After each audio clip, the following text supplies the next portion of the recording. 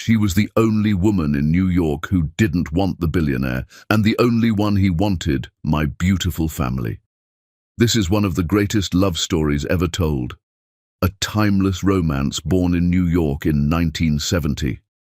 So many of you have been asking me for a powerful love story, and here it is, from my heart to yours.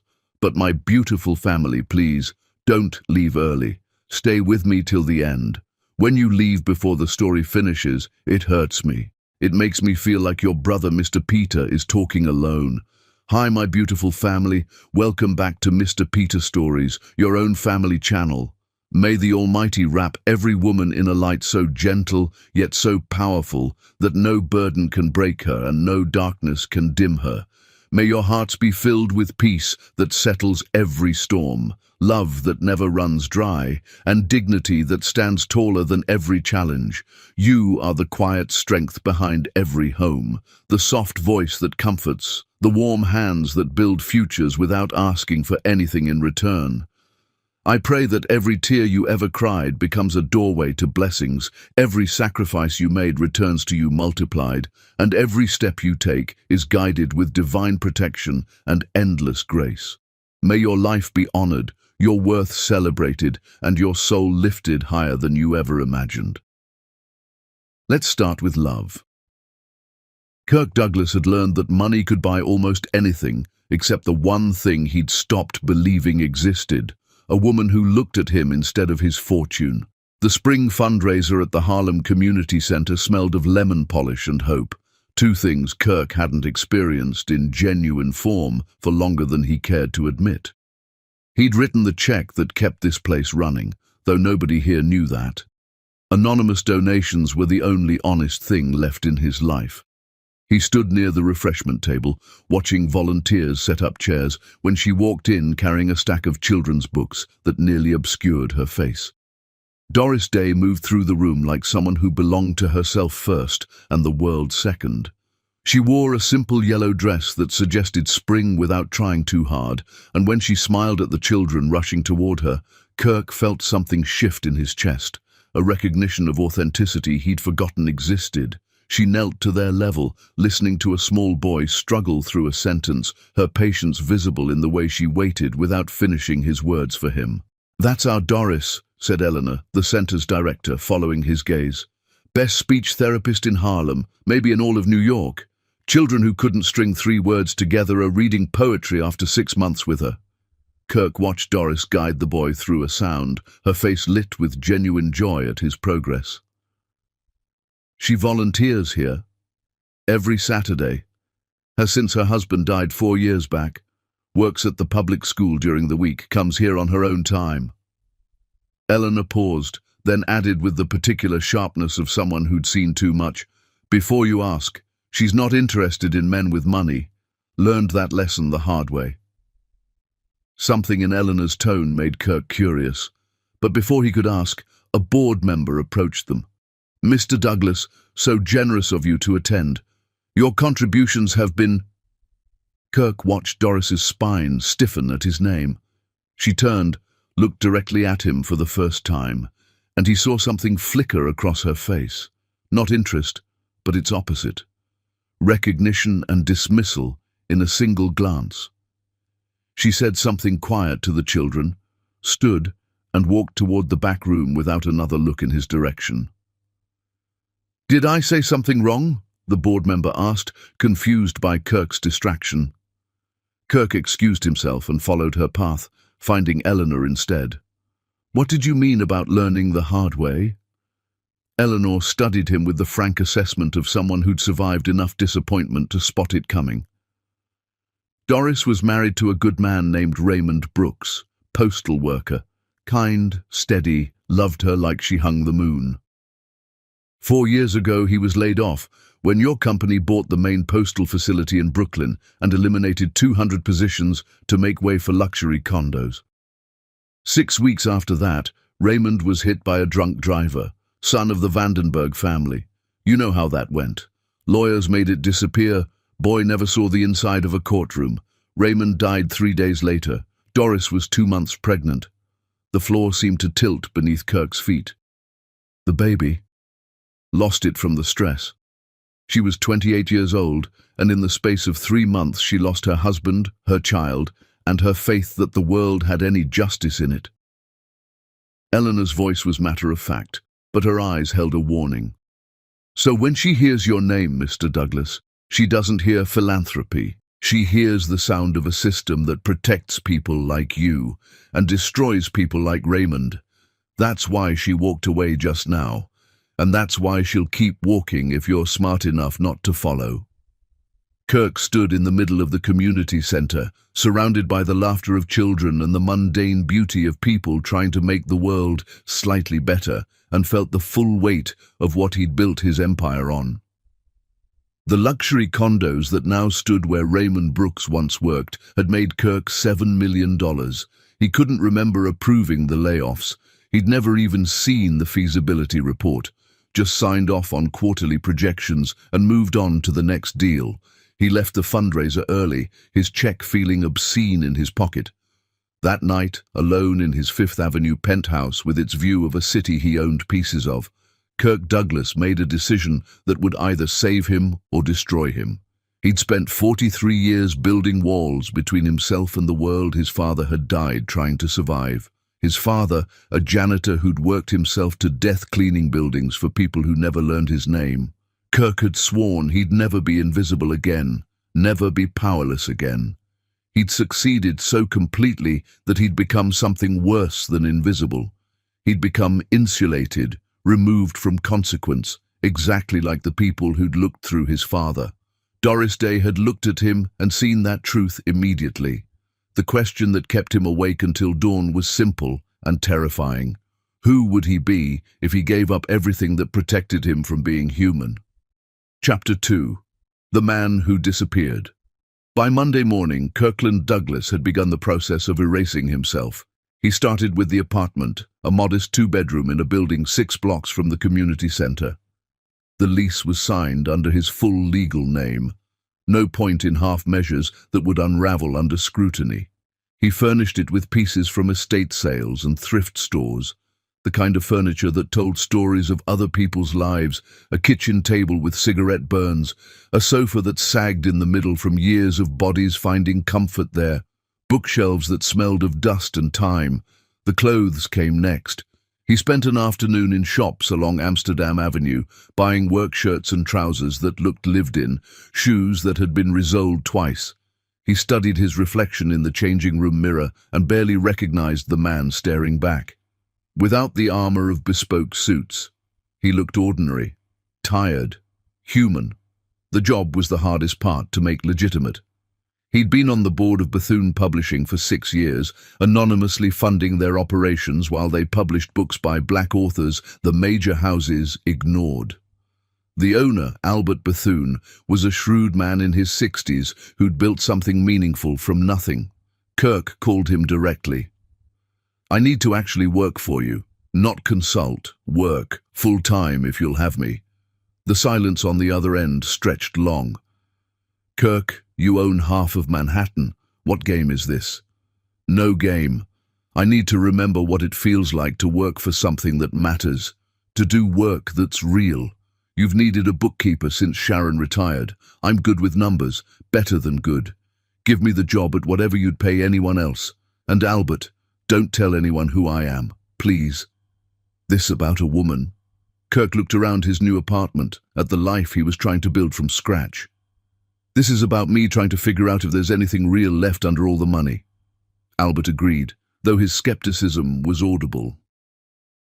Kirk started the following Monday, arriving at the Bethune Publishing offices in Harlem at 8 in the morning with a lunch his housekeeper had packed before she'd stared at him like he'd lost his mind. The office was cramped and chaotic, manuscripts stacked on every surface, the ancient radiator clanking its protest against the lingering spring chill. Kirk was given a desk near the window, a ledger that hadn't been properly balanced in 6 months, and curious glances from the 3 other employees. He kept his head down and worked. Actually worked. The numbers soothed him in a way that quarterly projections never had. These weren't abstractions. They were the difference between paying rent and closing doors. Every dollar mattered. By the end of the first week, he'd found $17,000 in unpaid invoices and negotiated payment plans that kept 3 authors from walking away. Albert clapped him on the shoulder and said, "Maybe you're not useless after all." Kirk had never received a compliment that meant more. The second Saturday, he returned to the community center, wore his thrift store clothes and carried a worn briefcase, found Eleanor and offered his services organizing their financial records, which were apparently kept in a series of shoeboxes that made his accountant's soul weep. Eleanor looked him up and down with that same assessing gaze. "You're really doing this?" "I'm really doing this." Why? Kirk could have lied, should have lied, but something about Eleanor's directness demanded truth. "Because I want to be someone worthy of the second look she didn't give me." Eleanor's expression softened slightly. "She's not going to make this easy for you. I know. And if you hurt her, you'll answer to me. I don't care how many buildings you own." "Fair enough." Eleanor led him to a back office that smelled of old paper and determination, showed him the shoeboxes, left him there with a warning. "Doris comes in around 10. If you're smart, you'll let her come to you." Kirk spent 2 hours organizing receipts when he heard her voice in the main room, that particular warmth she had with children. He forced himself to keep working, to not orchestrate a meeting, to let chance be actual chance. His hands shook slightly as he sorted donation records. "Who are you?" He looked up. Doris stood in the doorway, arms crossed, regarding him with polite suspicion. Up close, she was even more striking. Not beautiful in the way magazines defined beauty, but arresting. Intelligence and sorrow and strength all visible in the set of her jaw. "Kirk Douglas. Eleanor asked me to help with the books." Her eyes narrowed slightly. That's quite a name to carry around. He'd anticipated this. My mother loved the actor. Thought naming me after someone successful might give me a fighting chance. The lie tasted bitter, but the alternative was losing her before he'd started. Hasn't made my life easier. People either make jokes or assume I'm lying. Something in her posture relaxed incrementally. "What do you do when you're not volunteering here?" "Bookkeeper. Small publishing house in Harlem." "Which one?" "Bethune Publishing. We focus on black authors, try to give voice to stories the bigger houses won't touch." Interest flickered across her face. "I know that house. They published a collection of children's poems I use with my students. Beautiful work." "Albert Bethune is a good man, underpaid and overworked, but good." Doris leaned against the doorframe, still maintaining distance, but no longer actively hostile. "And you volunteer here because?" Kirk chose truth wrapped in omission. "Because I spent most of my life focused on the wrong things, trying to prove something to people who died before they could see me prove it. This feels like something that matters." She studied him for a long moment. "Eleanor trusts you." "Eleanor tolerates me. I think trust is something I'll have to earn." "Smart woman." Doris pushed off from the doorframe. "I'm Doris. I work with the children on Saturdays. Speech therapy. If you're here next week and the week after that, maybe we'll talk again. People like to volunteer once. Showing up is different." She left before he could respond. Kirk sat in the small office surrounded by shoeboxes of receipts and felt something he hadn't experienced in years, the terror and exhilaration of being seen without armor. No reputation, no money, no power, just a man who'd promised to show up and the fragile possibility that showing up might be enough. He returned the next Saturday, and the one after that. Each week, Doris watched him from a distance, evaluating. He organized their finances, fixed a leaking pipe under the bathroom sink, helped set up chairs for Saturday programs, and never asked for recognition, never pushed for conversation, just showed up and worked. On the 4th Saturday, Doris brought him coffee, set it down on his desk without ceremony. 2 sugars, no milk, that's how you take it, right? Kirk looked up, startled that she'd noticed. "That's right, thank you." "You're welcome." She turned to leave, then paused. "You're good at this. The books, I mean." We can actually see where the money goes now. Eleanor says you found donors we'd forgotten about, just following the paper trail. Well, keep following it. She almost smiled. Same time next week? I'll be here. After she left, Kirk sat alone in the office and understood he was falling in love with a woman who didn't know his name, not his real name. And every day that he didn't tell her the truth, he was building something beautiful on a foundation of lies. Chapter 3. Building something real. Summer settled over Harlem like a thick blanket, and Kirk Douglas learned what it meant to live instead of perform. The transformation happened in increments too small to name individually but profound in their accumulation. He walked to work instead of being driven, bought groceries from corner markets where the owners learned his name, sat on his fire escape in the evenings listening to music drift from open windows and conversations flow between buildings. The city he'd viewed from his penthouse as an abstraction of property values became textured, specific, human. His hands developed calluses from fixing things at the community center. His face tanned from walking Harlem's streets. His body remembered how to be tired in the way that came from useful work instead of stress. Doris remained cautious, but caution was different from hostility. They developed a routine. Kirk arrived at the community center early, organized files and balanced books until she came in at 10. She'd bring him coffee, always 2 sugars, no milk, and they'd exchange perhaps 3 sentences before she moved to work with the children. But those 3 sentences lengthened into 5, then 10, then actual conversations that happened naturally instead of being forced. One Saturday in late June, a thunderstorm trapped them in the center after the children had left. Rain hammered the windows. Thunder shook the old building's bones. They sat in the main room, Doris sorting through educational materials while Kirk finished receipts from the spring fundraiser. "Can I ask you something?" Doris said, not looking up from her sorting. "Of course." "Why bookkeeping? You're clearly smart enough to do anything. Why spend your life tracking other people's money?" Kirk set down his pen, considering his answer carefully. "My father died when I was 17. Heart attack brought on by exhaustion. He worked 3 jobs trying to keep our family fed, and the thing that killed him was the stress of never being able to stop working. After he died, I promised myself I'd understand money well enough that I'd never be that afraid again. So I learned accounting, learned how money moved and where it hid. Bookkeeping is honest work. Numbers don't lie. They just are." It wasn't the whole truth, but it wasn't entirely a lie either. His father had died that way. Kirk had made that promise. He'd just taken it to an extreme Doris couldn't imagine. She looked at him then, really looked, and he saw recognition in her eyes. "My husband used to say something similar. That honest work was its own dignity, that you could be poor and still have your soul intact." Her voice caught slightly on the word husband. "He believed that until the day he died." "How long has it been?"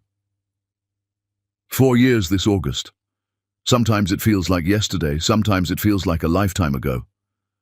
Kirk wanted to ask more, but something in her face warned against pushing. Instead, he said, "He was lucky to have you." "I was lucky to have him." Doris returned to her sorting, but after a moment added, "You remind me of him sometimes. The way you listen more than you talk. The way you fix things without making it seem like fixing things makes you superior to the people who needed things fixed. Raymond was like that, present without needing to be the center of attention." The compliment sat in Kirk's chest like a stone and a blessing. He was being compared to a good man, a man Doris had loved, and the comparison was based entirely on deception. "That means more than you know." The rain continued. They worked in comfortable silence, broken only by thunder and the scratch of his pen against paper. When the storm passed, Doris stood to leave. At the door, she turned back. "Same time next week? I'll be here." "I know you will. That's the remarkable thing. You actually show up." After she left, Kirk sat in the empty community center and understood he was trapped. He'd built something real with Doris, a friendship based on shared values and genuine connection. But the foundation was rotten with omission. Every day that passed made the truth more catastrophic, and every day that passed made walking away more impossible. The summer deepened. Kirk's double life became almost comfortable, the edges between his two identities blurring. At Bethune Publishing, he was simply Kirk, the bookkeeper who'd stabilized their finances and earned Albert's gruff respect. At the community center, he was Kirk the volunteer who never missed a Saturday and had become part of the furniture. In his modest apartment, he was a man learning to cook for himself, to live with silence, to find peace in ordinariness. With Doris, he was becoming someone he'd never been, honest in all the ways that mattered except the one that would destroy them. They started taking walks after the center closed. Doris would mention needing to pick something up from the market, and Kirk would offer to walk with her. These walks stretched longer each week, routes that wound through Harlem's tree-lined streets, while they talked about everything and nothing. She told him about her work with children, the particular joy of watching a child who'd been silent find their voice. He told her about his work at Bethune, the satisfaction of helping bring books into the world that might change someone's life. "Do you ever want more?" Doris asked one August evening as they walked through Marcus Garvey Park. The sun was setting, painting the sky in shades of orange and pink that seemed too beautiful for the broken world they lived in. More of what? More than bookkeeping and volunteering. A bigger life, more success, more recognition, more... I don't know. More. Kirk thought about his penthouse sitting empty across town, his business empire running on autopilot while he played at being ordinary, the wealth that insulated him from consequence. "I used to think I did. Spent years chasing success, thinking it would fill something inside me. But the more I accumulated, the emptier I felt. This," he gestured around them at the park, the neighborhood, the ordinary beauty of an August evening. "This feels like enough, maybe more than enough." Doris stopped walking, looked at him with an intensity that made his breath catch. "You say that now, but people change. People want things they swore they didn't want. People leave. Your husband didn't leave. He was taken from you. That's different." "I know that. Intellectually, I know that."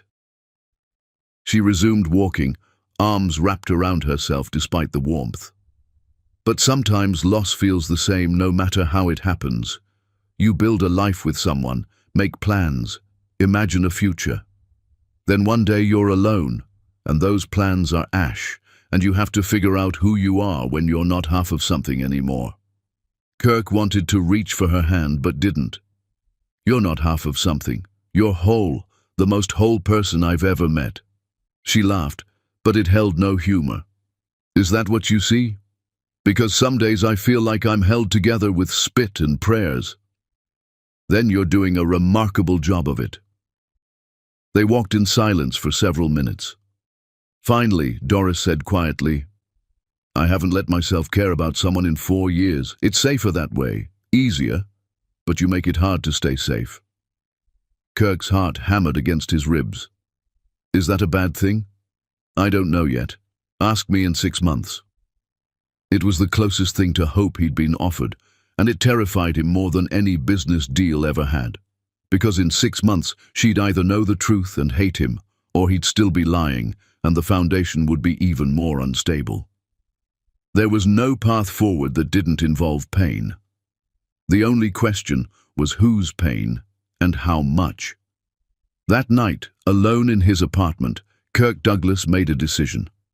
He would tell her the truth. Not yet, not before she trusted him enough to survive the shock, but soon, before the end of the year, before they built anything more on these fragile foundations.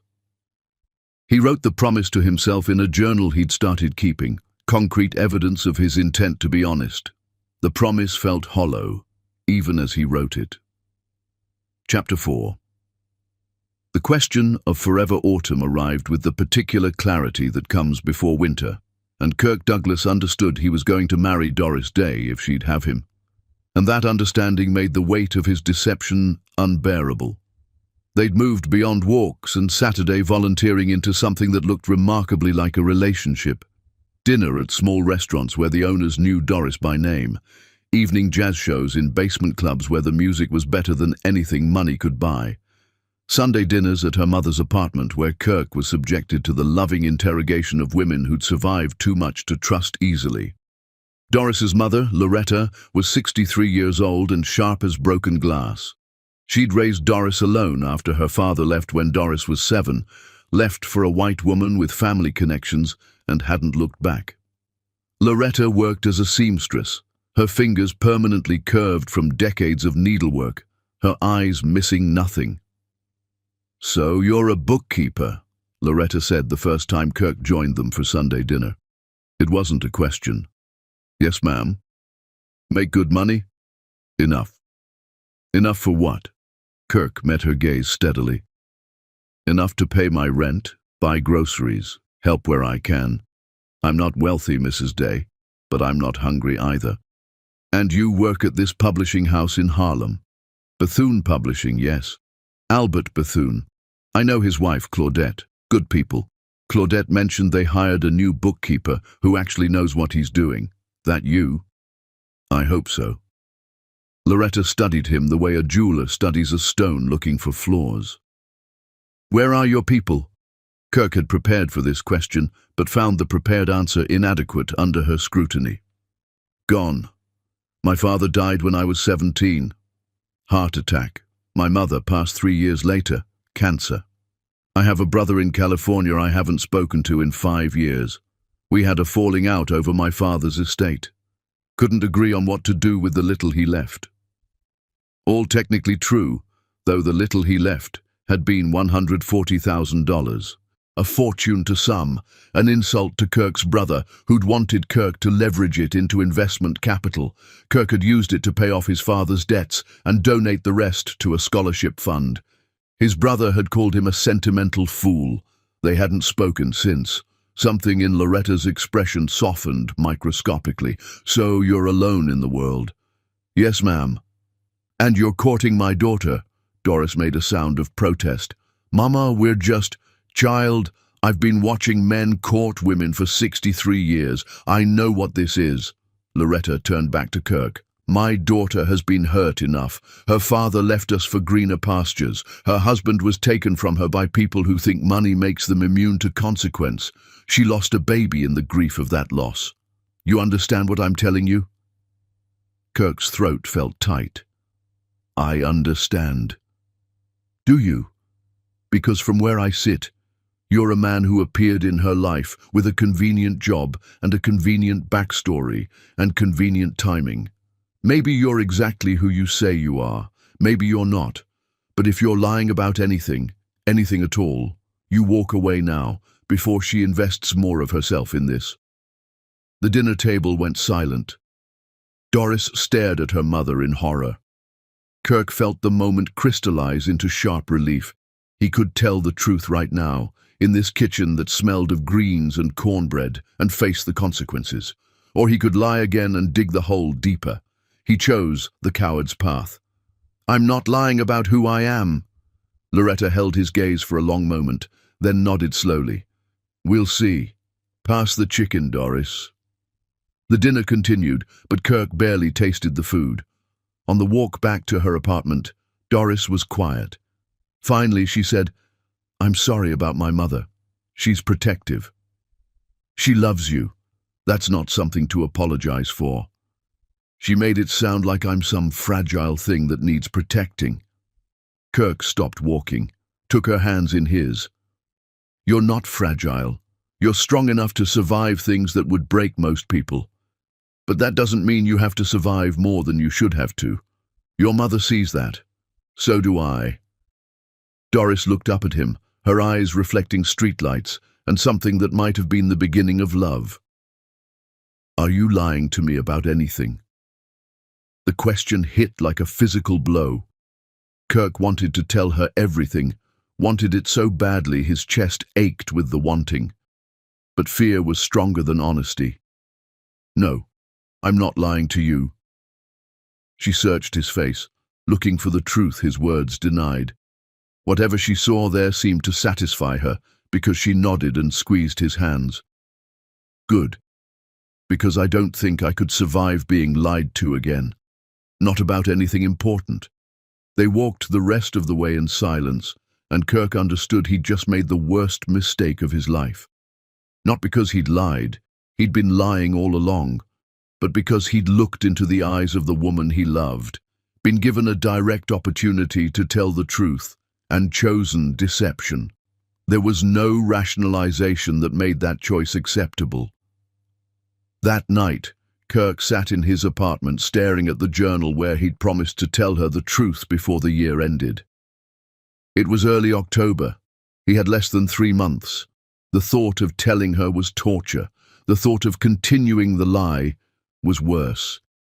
He was trapped between two equally unbearable futures, and the weight of that trap was crushing him.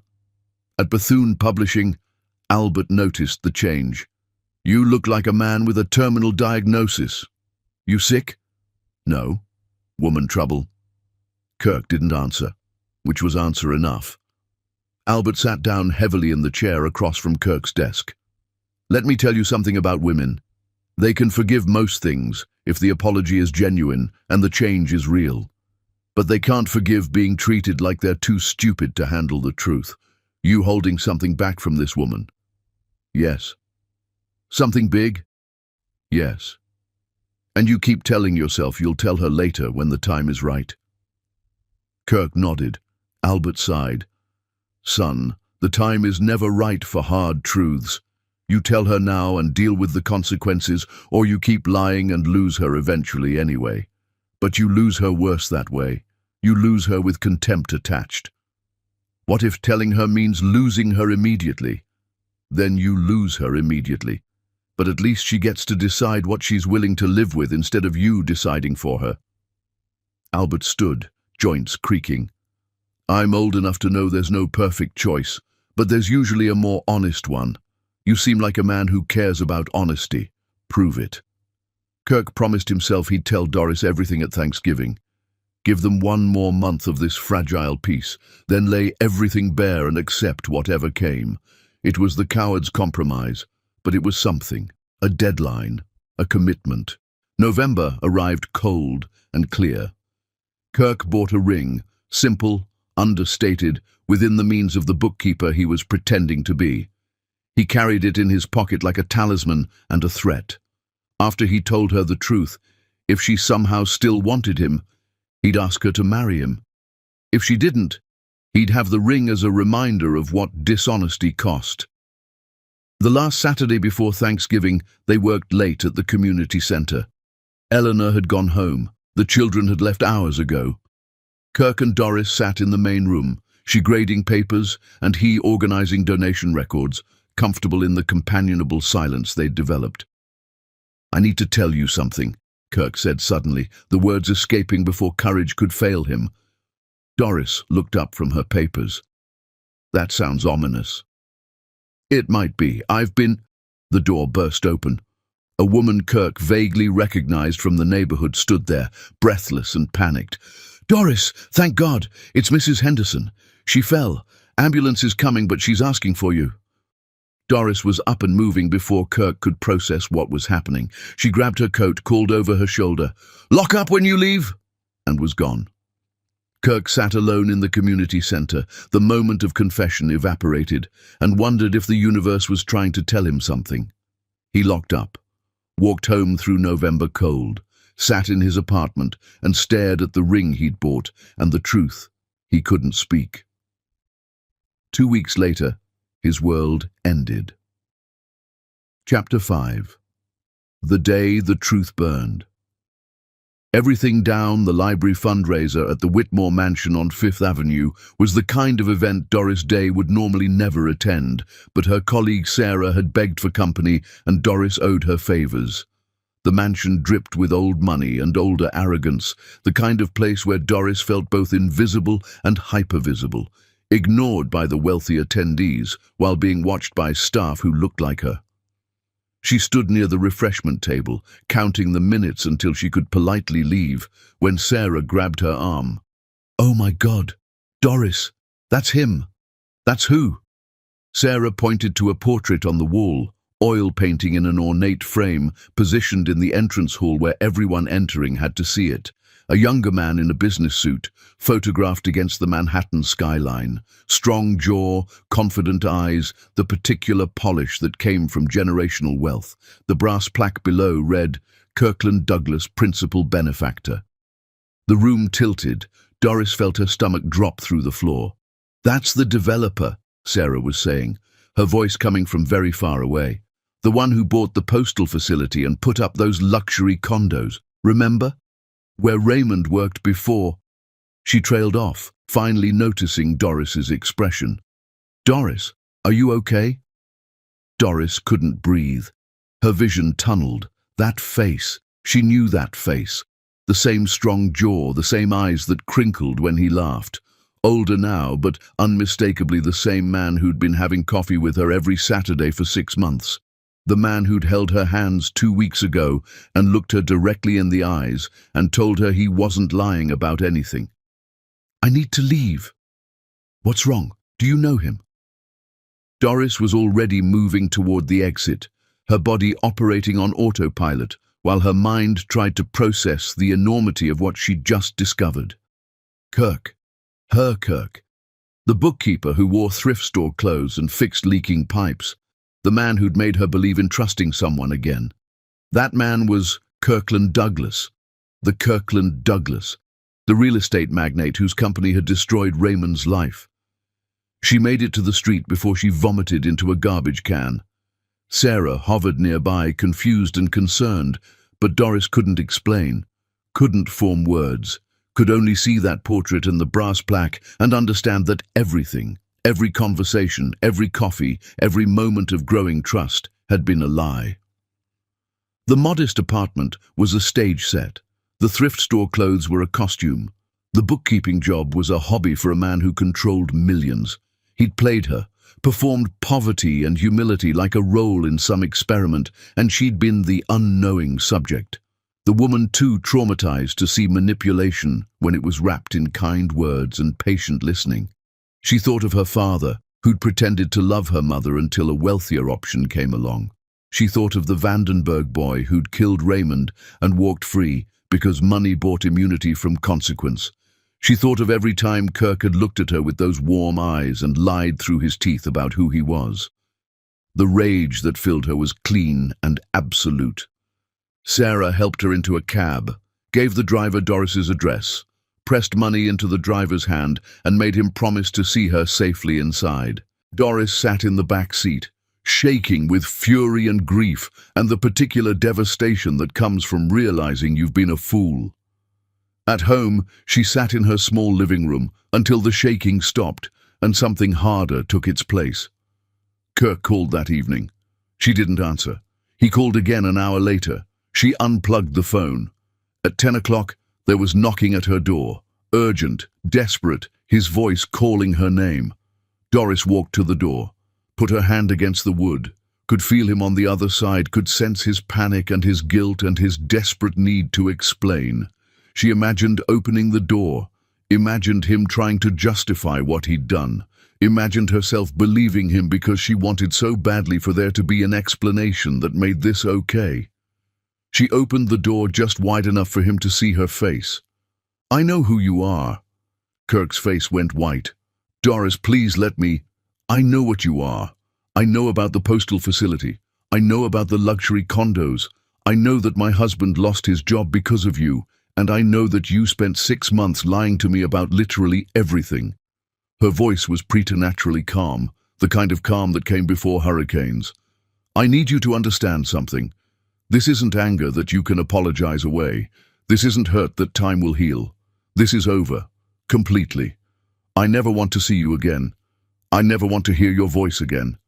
I never want to think about you again. Do you understand?" "Doris, do you understand?" Kirk's eyes were bright with unshed tears. "Yes. Good." She started to close the door, then paused. "The worst part? I actually believed you.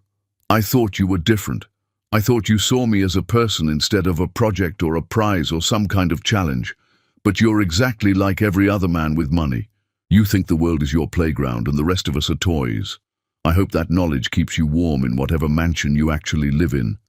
She closed the door, locked it, walked to her bedroom and sat on the edge of the bed in the dark, listening to him call her name through the door until her neighbors threatened to call the police. Listened to his footsteps finally retreat down the hallway, listened to the silence that followed and understood that the silence would be permanent. On her nightstand sat a photo of Raymond, smiling at the camera on their wedding day. Doris picked it up, traced his face with her finger and whispered, "I'm so sorry I let someone make me forget what real love looks like." The next morning she found letters slipped under her door, 5 of them, his handwriting desperate and cramped. She put them in a shoebox without reading them and shoved the shoebox in the back of her closet. Over the following days, more letters arrived. She returned them unopened, writing "refused" across the envelopes in red ink. He called Bethune Publishing. Albert told him gently but firmly not to call again. He appeared at the community center. Eleanor barred the door and told him that if he truly cared about Doris, he'd respect her wishes and leave her alone. He stopped coming. The silence that settled over Doris's life was absolute and suffocating. She went to work, taught her students, smiled when appropriate, and felt nothing.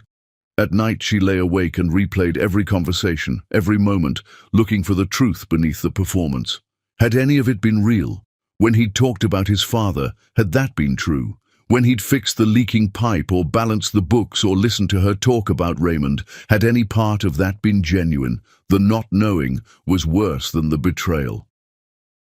November became December. Doris moved through her life like a ghost, functioning but not living. Her mother asked what happened to that nice man who'd been coming to dinners. Doris said it didn't work out and changed the subject. Sarah asked if she was okay. Doris said she was fine and stopped accepting social invitations. At the community center, someone new showed up to organize the finances. A woman named Beverly, who was competent but lacked Kirk's intuitive understanding of how to make limited resources stretch. Doris volunteered for extra shifts, throwing herself into work because work didn't require feeling and feeling had become too dangerous. One evening, Eleanor found her crying in the storage room where Kirk used to work. Sat down beside her without asking permission, held her while she sobbed, and didn't offer any false comfort about time healing wounds or men not deserving tears. Just sat there in solidarity, another woman who'd survived the particular devastation of discovering someone she'd trusted was a fiction. "The hardest part," Doris said when she could speak again, "is that I still love him, the him I knew.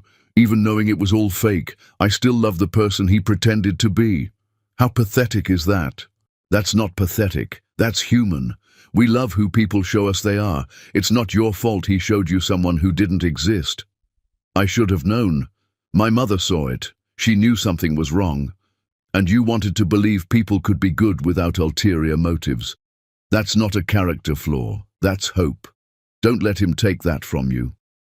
But Doris felt her hope bleeding out, replaced by the cold certainty that trust was a luxury she couldn't afford. She'd trusted her father, who left. She'd trusted Raymond, who died. She'd trusted Kirk, who was never real. The pattern was clear. Everyone she loved found a way to leave her, and she was tired of being the one left behind. Winter deepened.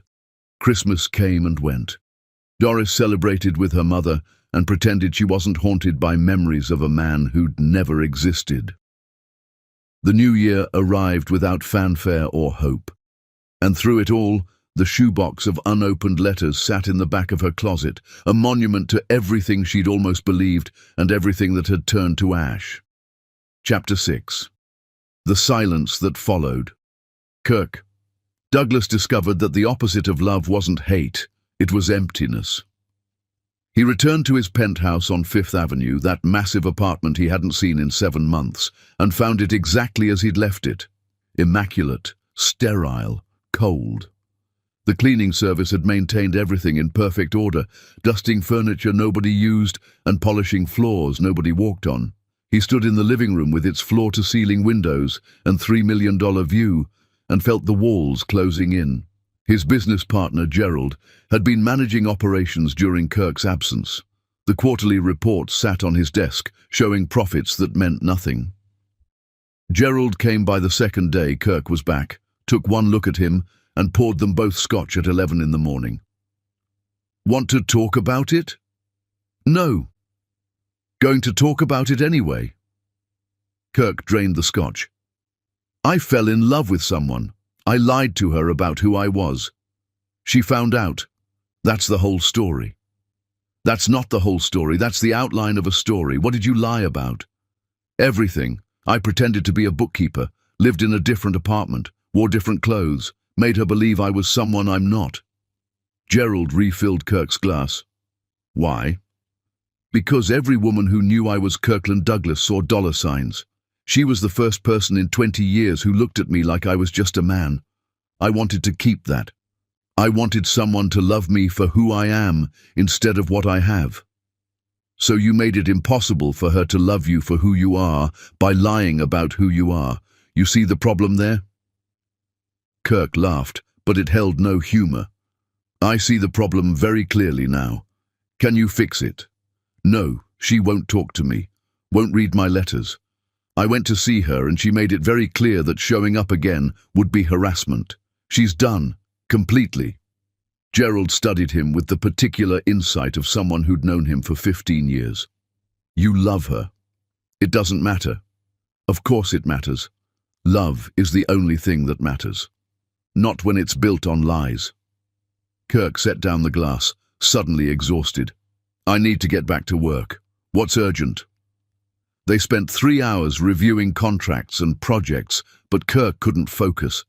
His mind kept wandering to a woman in Harlem who wouldn't answer his calls, to Saturday mornings at a community center that would never welcome him again, to a life he'd built and destroyed in equal measure.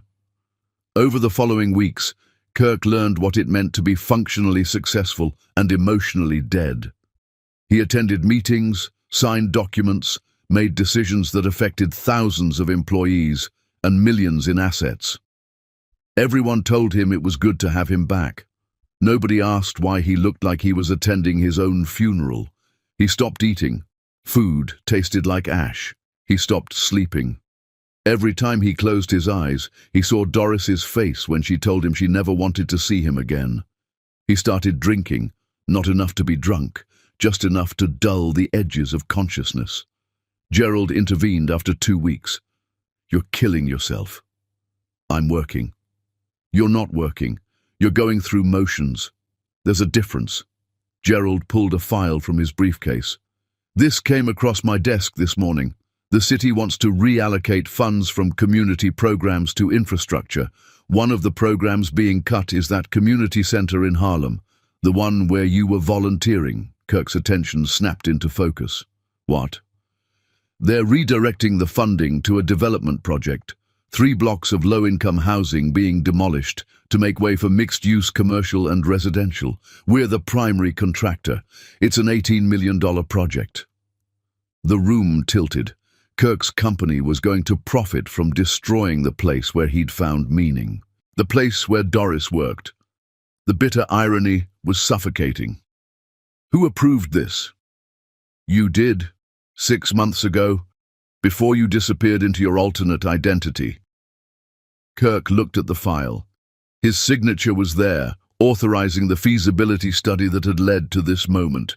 He'd signed off on destroying the community center without even realizing it existed, had been so disconnected from the actual impact of his business that he'd greenlit the demolition of the very place that had changed his life. Pull us out of the project. Gerald's eyebrows rose. Kirk, this is $18 million. I don't care. Pull us out. Find a way to kill the project entirely if possible. We're contractually obligated. Pulling out would cost us millions in penalties and destroy our relationship with the city. Kirk stood up, paced to the window, stared down at the city that looked so clean and orderly from up here. Then pay the penalties. Burn the relationships. I don't care. We're not doing this project. This is about her. This is about me finally understanding that money isn't a shield from consequences. It's a guarantee of them. Kirk turned back to Gerald. My company destroyed her husband's livelihood. My company is now going to destroy the place where she works. No, not happening. Find a way out or I'll dissolve the company entirely. Gerald stared at him like he'd announced his intention to fly to the moon. You're serious? Completely. The board will fight you. Let them. I own controlling interest. They can fight all they want. Gerald gathered his papers slowly, deliberately. I've known you for 15 years. I've never seen you like this. Like what? Like someone who finally understands that power without principle is just organized brutality. Gerald paused at the door. For what it's worth, I think you're doing the right thing, even if it bankrupts us. After Gerald left, Kirk sat at his desk and began making the calls that would dismantle what he'd spent 20 years building.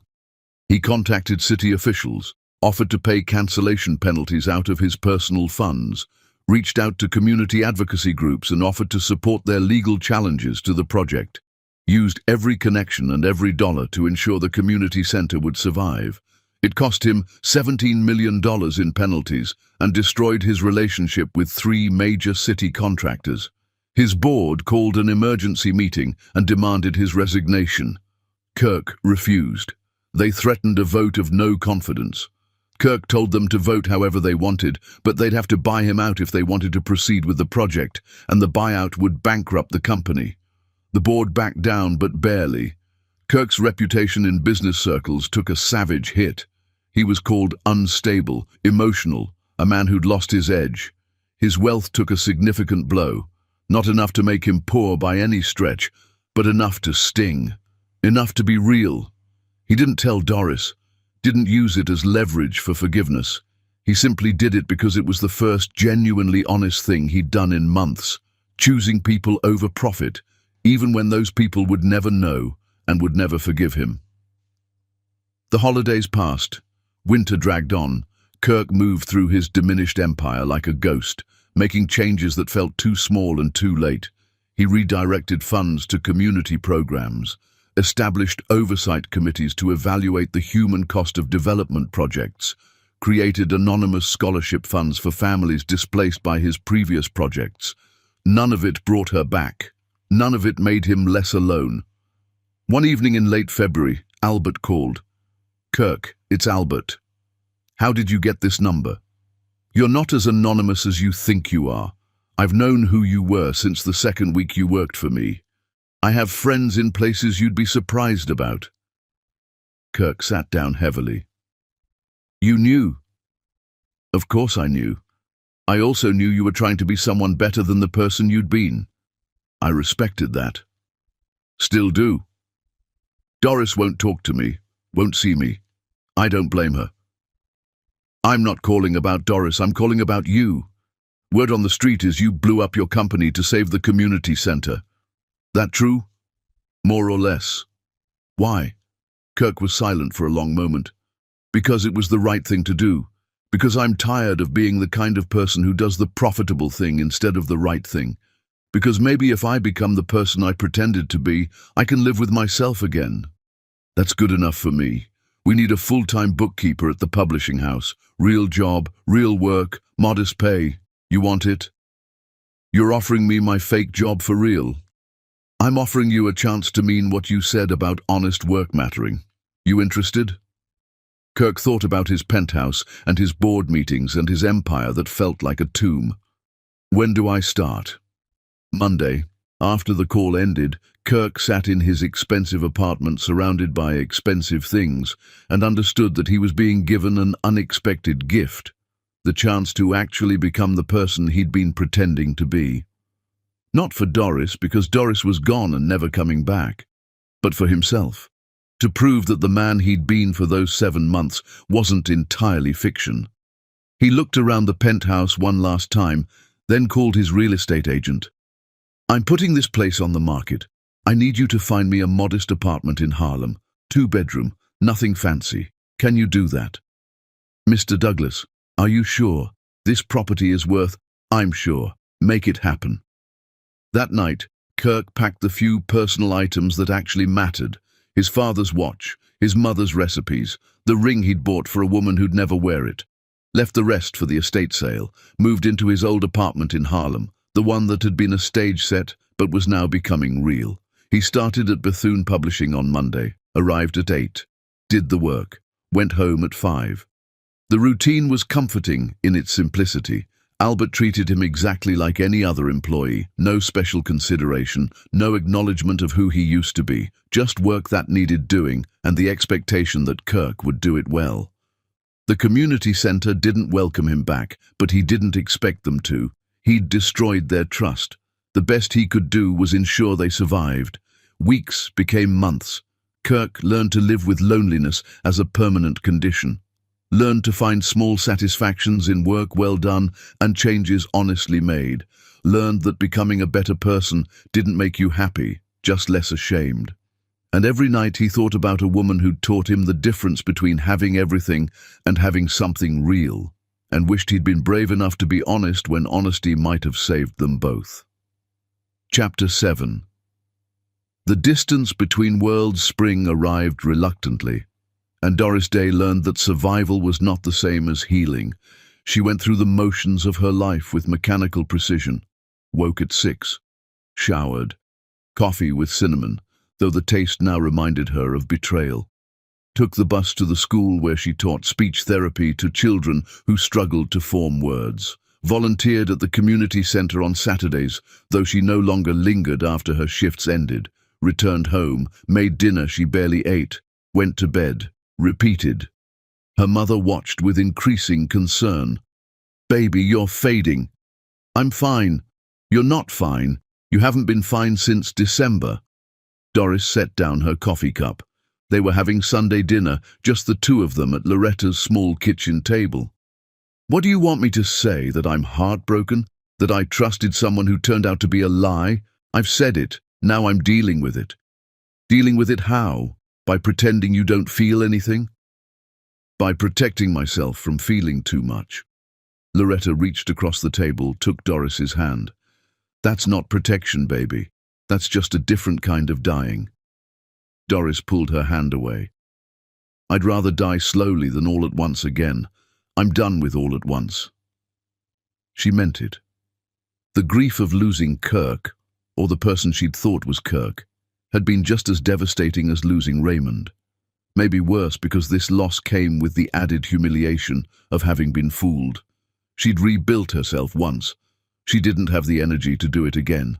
At the community centre, Eleanor watched her with worried eyes, but didn't push. Just made sure Doris had coffee and support, and space to be whatever she needed to be. The new bookkeeper, Beverly, was perfectly competent, but sometimes Doris would pass the storage room where Kirk used to work and feel a physical ache in her chest. In early March, the community centre received news that the city funding was being restored, more than restored, increased. The development project that would have demolished 3 surrounding blocks had been cancelled. Eleanor called an emergency meeting to celebrate, confused but grateful. "I don't understand," Eleanor said, reading the letter from the city council. "This project was a done deal, 20 million in contracts, major developer already signed on. Now it's just cancelled?" "Maybe someone came to their senses," Beverly suggested. "The city doesn't come to its senses. The city follows money. Someone made this more expensive to proceed than to cancel." Doris listened with half attention, grateful the centre was saved but unable to muster much enthusiasm for anything. She filed the news away as good but irrelevant to her personal situation and went back to work with the children. 2 weeks later, Sarah stopped by Doris's apartment unexpectedly. She looked uncomfortable, clutching a folder to her chest like armor. "I need to show you something." "What?" "I've been doing research on Kirk, on Kirkland Douglas, because what he did to you made me angry, and I wanted to understand what kind of person does that to someone." Doris felt her stomach clench. "I don't want to talk about him." "I know, but I think you need to see this." Sarah opened the folder, spread papers across Doris's coffee table. News articles, public records, business filings. "Look at the dates." Doris looked. December, January, February. Headlines about Douglas development withdrawing from major projects.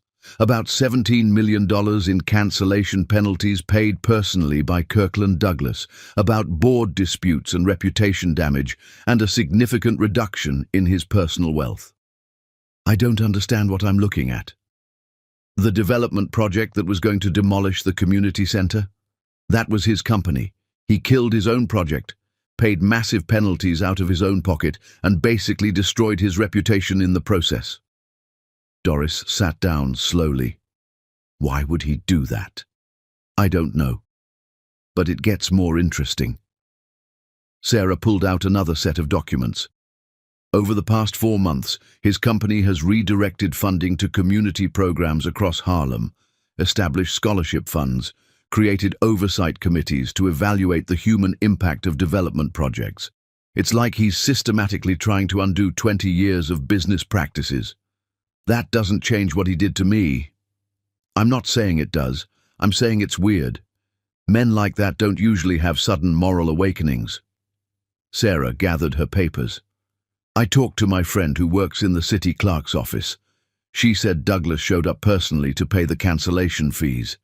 She said he looked terrible, like he hadn't slept in weeks, like he was running on spite and coffee. After Sarah left, Doris sat with the information, trying to process what it meant. Kirk had destroyed his own project to save the community center, had taken a financial hit that probably cost him millions, had done it without telling her, without using it as leverage, without asking for anything in return. She didn't know what to do with that information. The shoebox of unopened letters sat in her closet, a weight she couldn't bring herself to confront. Sometimes she thought about reading them, wondered what excuses or explanations they contained. But opening those letters would mean engaging with him again, and she wasn't sure she could survive that.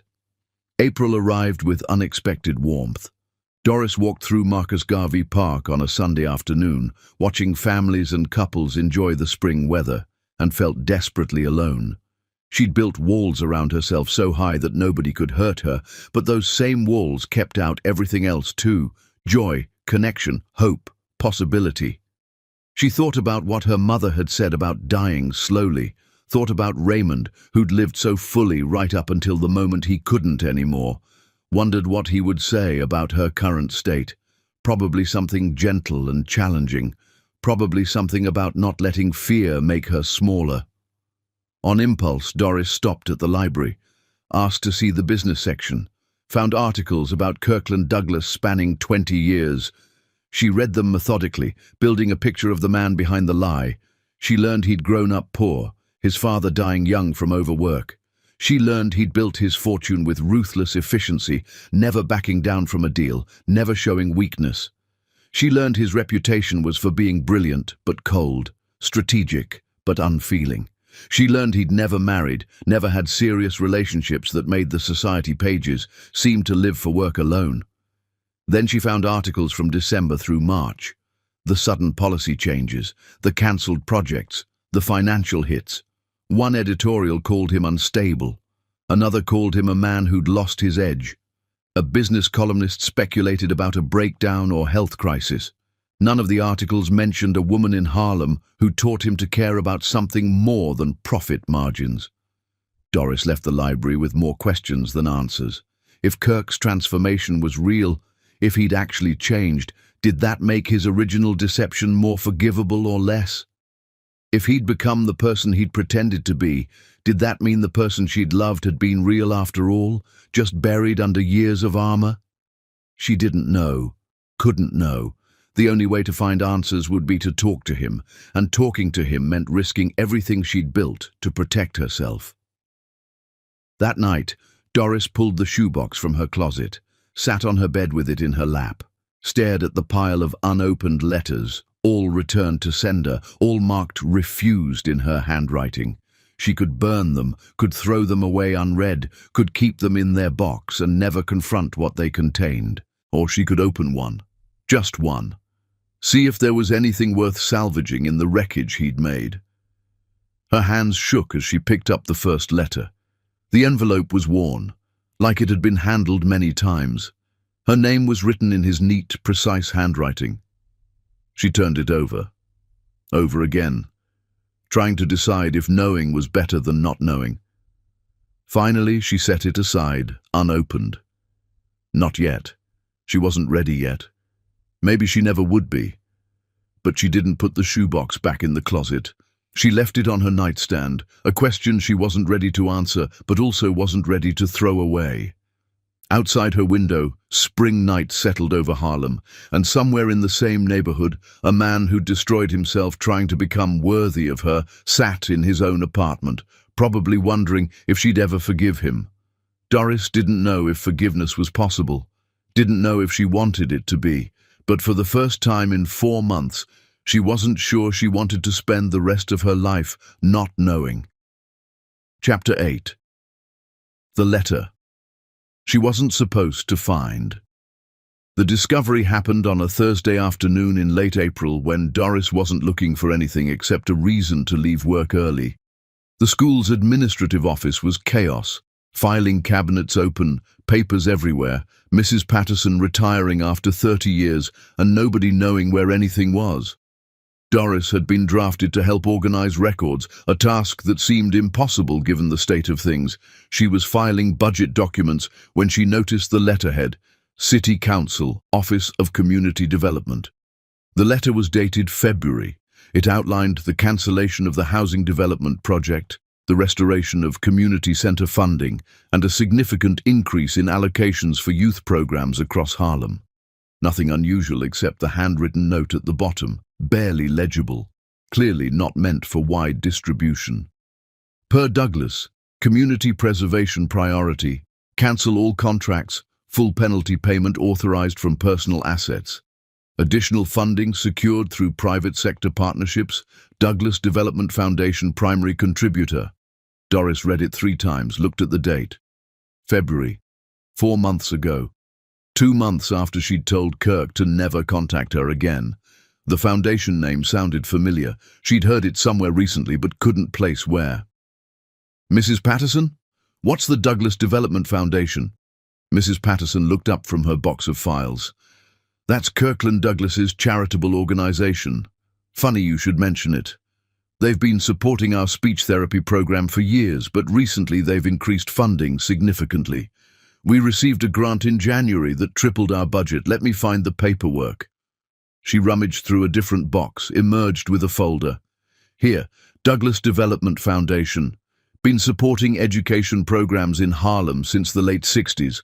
Always anonymous, never any publicity. We only know because the accountant tracks funding sources. Why? Doris took the folder, hands unsteady. Inside were grant letters going back years, supporting the community center, supporting her school's speech therapy program, supporting the publishing house where Kirk had worked, all anonymous, all long before she'd met him. Has anyone from the foundation ever visited?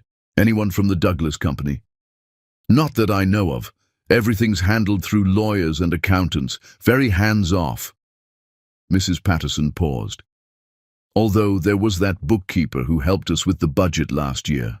Nice man, quiet, worked for free. What was his name? Kirk something? The folder slipped from Doris's fingers. Papers scattered across the floor.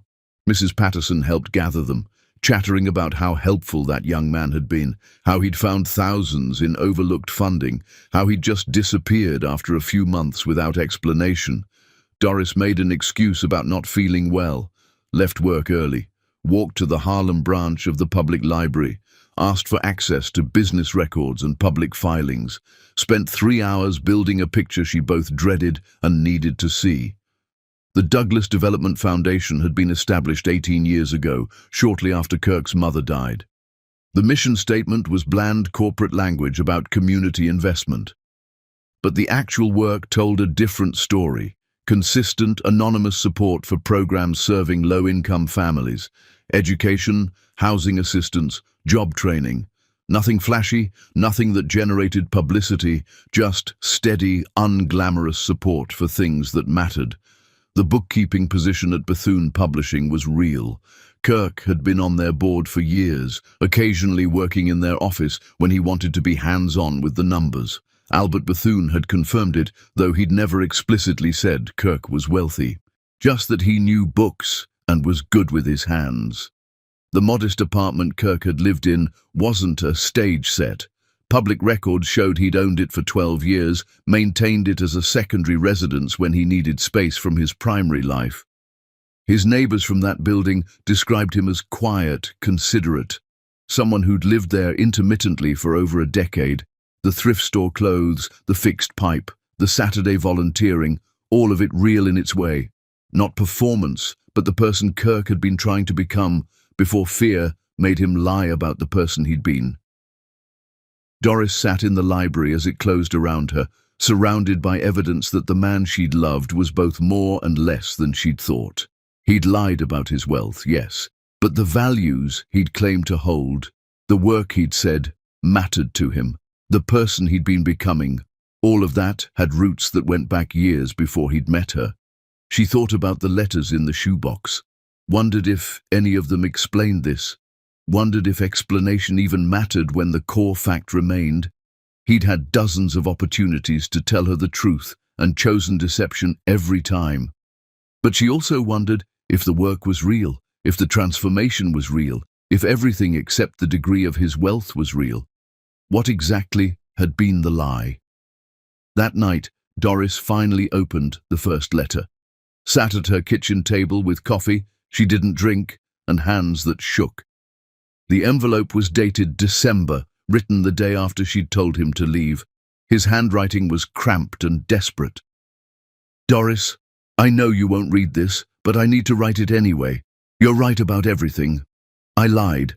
I'm Kirkland Douglas, and my company bought the postal facility where Raymond worked. I've spent 20 years building an empire that's destroyed more than it's created, and when I met you, I saw a chance to be someone better. I took it in the worst possible way, by lying to you instead of being brave enough to be honest. I don't expect forgiveness. I don't deserve it, but I need you to know that the person I was with you wasn't performance. It was the person I should have been all along, the person I'm trying to become now. Everything I told you about my father was true. Everything I told you about wanting to do work that mattered was true. The only lie was my name and my bank account. But I understand those lies invalidate everything else. I understand why you can't forgive me. I can't forgive me either. She read it twice, felt her chest constrict, set it aside and opened the second letter, dated a week later. I'm not trying to get you back. I know that's impossible. I just need you to know I'm changing things. The development project that would have destroyed the community center, I killed it. Cost me $17 million and my reputation, but it's done. You'll probably never know, and that's okay. I'm not doing it for credit. I'm doing it because it's right, and because maybe if I become the person I pretended to be, I can live with myself again. The man you met wasn't fake. He was just buried under 20 years of fear and ambition. I'm trying to dig him out. Not for you, because you're gone, but for me, because you showed me that version of myself was worth fighting for. The third letter was dated January. Shorter, more exhausted. I'm working at Bethune Publishing now, full-time, actual bookkeeper, actual salary, actual work. Albert knew who I was all along, kept my secret. Now he's giving me a chance to make the secret real. I sold the penthouse, moved back to the Harlem apartment permanently, not trying to earn anything from you, just trying to be honest about who I am, even if the only person who knows is me. I miss you. I miss the person I was with you. But I understand that person doesn't deserve missing. She read through all of them.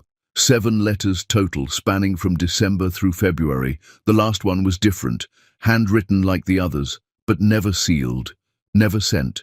Just his thoughts on paper. You asked me once if I'd be honest even when honesty was terrifying. The answer is yes, not because I've earned your trust, I destroyed that, but because you taught me that dishonesty destroys everything worth having, even when it seems protective. Especially then. If we could start over knowing everything, I'd tell you the truth on day one and accept whatever came. I'd tell you I'm wealthy and damaged and trying to be better. I'd tell you my company hurt your family, and I can never undo that, but I'm trying to undo the systems that made that possible. I'd tell you I love you and I don't deserve you, and I'd spend the rest of my life earning the right to the person you almost believed I was. But we don't get to start over. We just get to live with what we destroyed. I'm trying to live with it by becoming someone who destroys less and builds more. It's not enough. It's all I have." Doris sat with the letters spread across her kitchen table until dawn, cried until she had no tears left, tried to reconcile the devastation of his betrayal with the evidence that his transformation was real and costly and sustained. She didn't know if knowledge made anything better, didn't know if understanding why he'd lied made the lie more forgivable.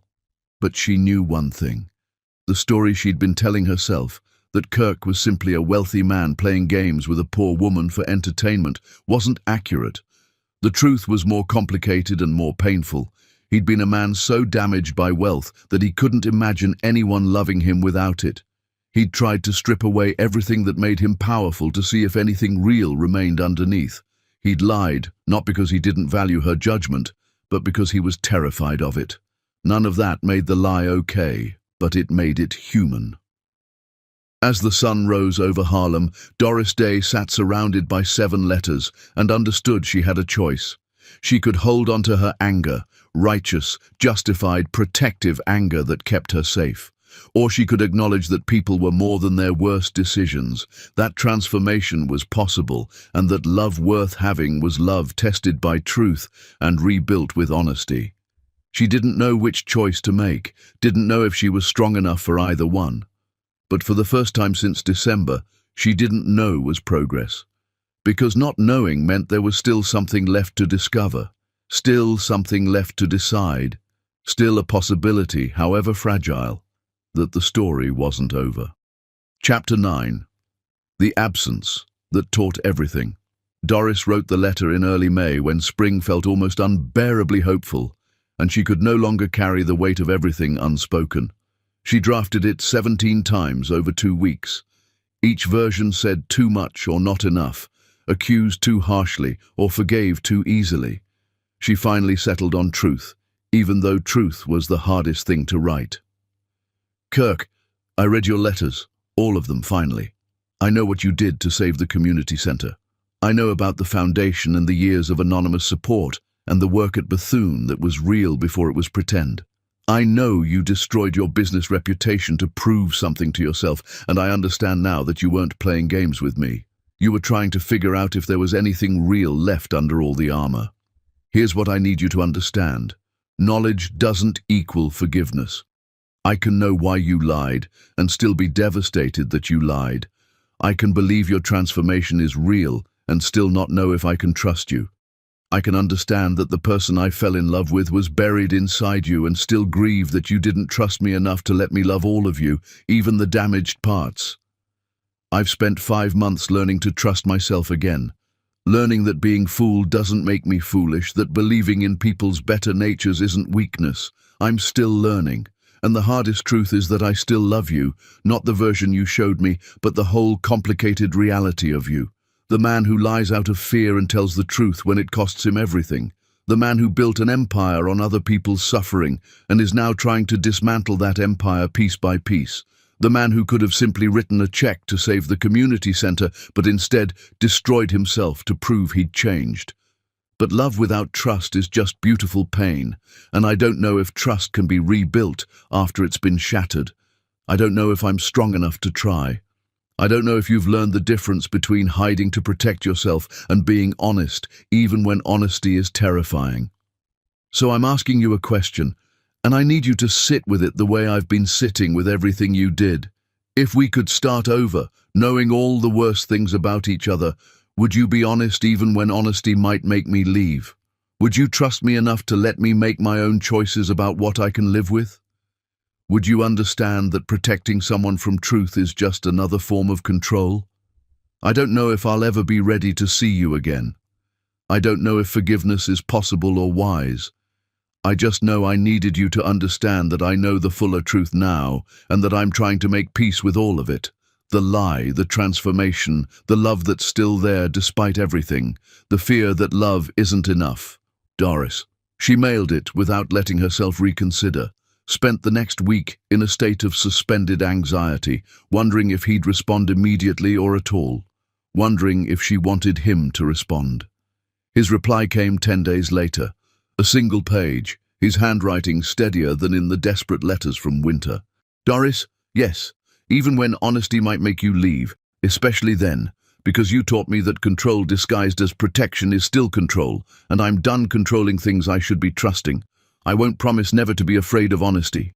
I'll promise to be honest anyway, to let you see the fear and the struggle and the work of becoming better. I won't promise to be perfect. I'll promise to be real, even when real is uncomfortable or disappointing or harder than pretending. You asked if I've learned the difference. I'm learning it. Every day. Sometimes failing, sometimes succeeding, always trying. That's the only answer I have. Not perfect transformation, but sustained effort. Not easy honesty, but committed honesty. Not the person I pretended to be, but the person I'm actually becoming, one difficult truth at a time. I love you. I don't deserve you.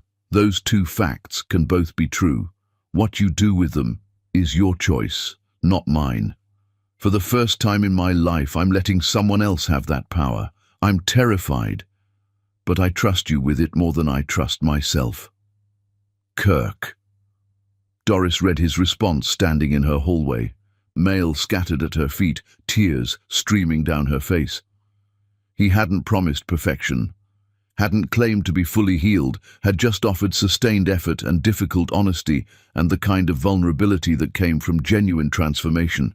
She didn't know if it was enough, but it was real, and real was a foundation they could build on if she was brave enough to try. Over the following weeks, Doris sat with the question of what she actually wanted, not what she should want or what would be safe or what would protect her from future hurt, but what she genuinely wanted when she stripped away all the fear and anger and justified protection. She wanted to see him, wanted to sit across from him and look into his eyes and see if the transformation she'd read about in letters and documents was visible in the way he carried himself. Wanted to ask him the hard questions and see if he flinched or leaned into discomfort. Wanted to discover if the connection they'd built was strong enough to survive being rebuilt on truth. But wanting wasn't the same as being ready. She needed more time to shore up her own foundations, to be certain she was choosing from strength rather than loneliness or nostalgia. She talked to her mother. Loretta listened to the whole story, then said, "Baby, nobody can tell you if this is wise. But I can tell you this. Sometimes the hardest love is the truest love. Not because difficulty makes things valuable, but because people willing to do the hard work of becoming better are people worth keeping. Just make sure he's doing the work for himself, not performing it for you. Real change doesn't need an audience." Doris talked to Eleanor, who was less charitable. "He lied to you for 6 months, changed his whole identity. That's not a small thing." "I know. And now he's done some dramatic penance and expects you to forgive him." "He's not expecting anything, that's the thing. He's doing the work whether I come back or not." Eleanor studied her. "You love him still?" "Unfortunately." "And you think you can trust him again?" "I don't know. But I think I want to try." Eleanor sighed. "Then try. But slowly, make him earn every inch of trust back. Don't let guilt or pity or loneliness make you move faster than your actual healing allows. And the first time he lies about anything at all, you walk away and don't look back." Deal. By mid-June, Doris had made her decision. She'd see Kirk, talk to him, begin the slow process of discovering if what they'd almost had could survive being built on truth. She wasn't promising reconciliation or forgiveness, just the possibility of possibility. She wrote him one more letter, brief, direct. "Kirk, I need time, more time than I've taken, but I think eventually I want to see you, to talk, to ask questions and hear answers, to see if the person you're becoming is someone I can trust. I'm not promising anything except presence and honesty. If you can accept that uncertainty, if you can do the work of becoming better without needing me as reward or audience, then maybe when I'm ready we can try again, slowly, carefully, with full honesty about who we are and what we've done and what we're capable of becoming. Give me until autumn. Let me have this summer to finish healing. Then we'll see." Kirk's response came 3 days later. 3 words. "I'll be here." And somehow Doris believed him. Believed that the man who'd destroyed his empire to prove he'd changed would wait however long it took. Believed that sometimes people broke themselves and in the breaking discovered who they actually were. Believed that love could survive devastation if both people were willing to rebuild with honesty instead of protection. She didn't know if they'd make it. Didn't know if trust could be reconstructed once it was shattered, but she knew that not trying would haunt her more than trying and failing. Summer stretched ahead, full of heat and possibility, and the slow work of becoming whole enough to risk being broken again. Doris worked with her children, volunteered at the community center, spent evenings on her fire escape watching Harlem move and breathe and live. She was healing. Not quickly, not easily, but genuinely. And somewhere in the same neighborhood, Kirk was doing the same work. Not performing transformation for her benefit, but actually becoming someone worthy of the love he'd almost destroyed. Autumn would come. They would sit across from each other and begin the difficult work of honest conversation. What happened after that was uncertain, fragile, terrifying. But for the first time since December, uncertainty felt like hope instead of threat, and hope, however small, was enough to keep moving forward. Chapter 10. When Love Finds Its Way Home. October arrived with the particular clarity that comes when summer finally admits defeat, and Kirk Douglas found himself standing outside Bethune Publishing, terrified of walking inside.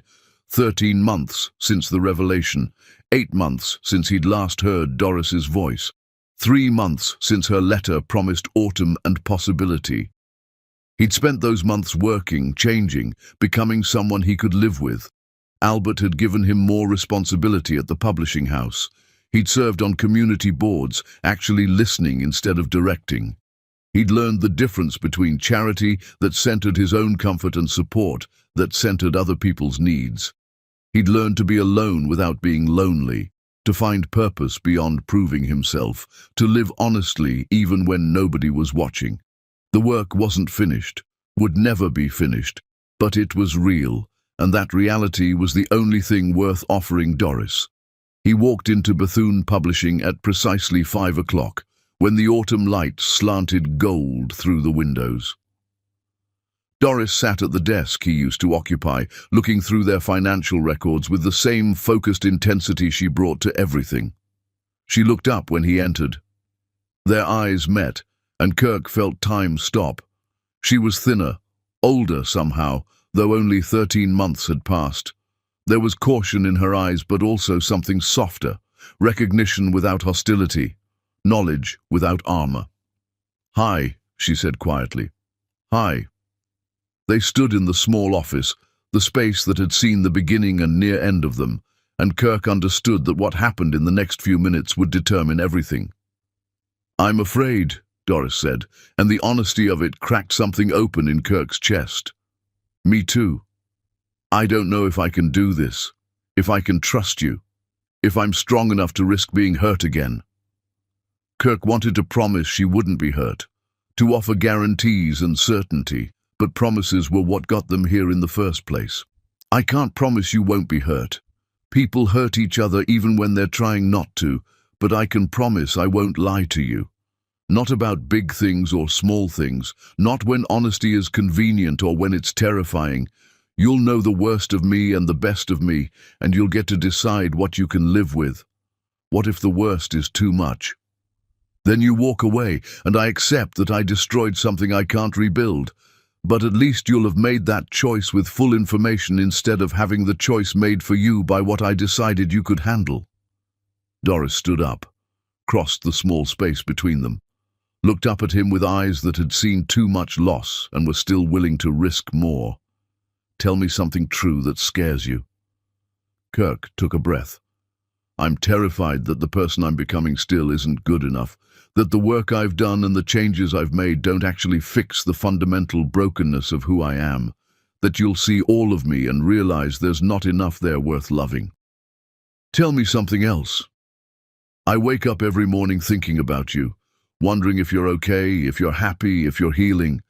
And then I feel guilty for thinking about you because you asked for space, and my thoughts aren't honoring that space. But I can't stop.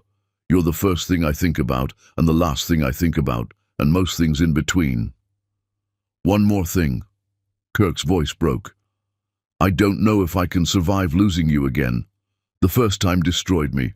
I rebuilt myself, but the foundation is fragile. If you try this with me and decide it doesn't work, I'll accept it because it's your right to walk away. But I need you to know that trying and failing will hurt worse than never trying. I'm choosing that hurt anyway because not trying means giving up on the possibility that real love, honest love, might be worth the risk. Doris's eyes were wet. My turn. I'm afraid that loving you means being constantly vigilant, waiting for the next lie, never fully relaxing into trust. I'm afraid that what you did will always be a wound that heals wrong, that I'll think I've forgiven you, and then something small will happen, and I'll realize the anger is still there. I'm afraid that I'll spend the rest of my life comparing everything you say to what you might be hiding. That's fair. I'm not finished. I'm also afraid that I'll use what you did as an excuse to never be fully vulnerable again. That I'll hold part of myself back and call it wisdom, when really it's just fear. That I'll punish you forever for something you've genuinely changed from, and we'll both be trapped in a relationship where I'm the martyr and you're the perpetual penitent, and neither of us gets to be fully human. Kirk nodded slowly. What do we do with all that fear? I don't know, but I think we start with the truth. All of it. Everything you've never told me. Your whole story, not the edited version you thought I could handle. They sat down. Kirk on the desk chair, Doris in the client chair across from him, and for the next 2 hours he told her everything, about his father's death and the rage that fueled his success, about building an empire to prove he'd escaped poverty, only to realize he'd become exactly what killed his father, a system that used people without seeing them, about the women who'd wanted his wealth and the loneliness that came from never being seen as just himself, about meeting her and making the catastrophic decision to become someone new instead of being brave enough to be honest about who he'd been.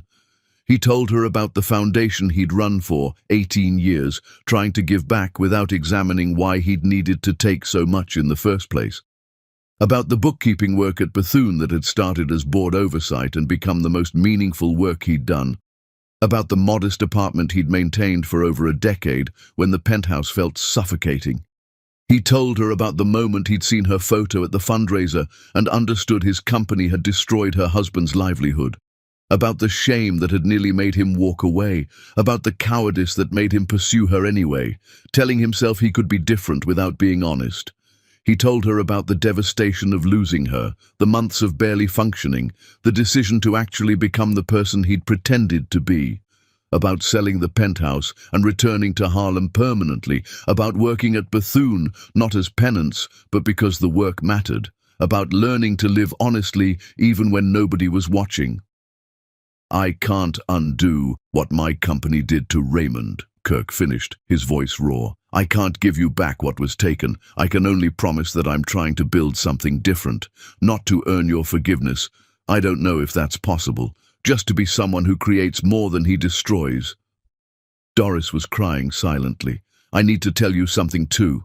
I've been angry at you for 13 months. Righteous, justified anger.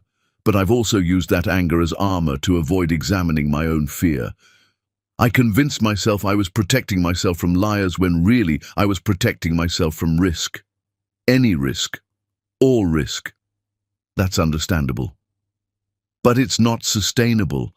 I can't spend the rest of my life in a protective crouch. That's not living.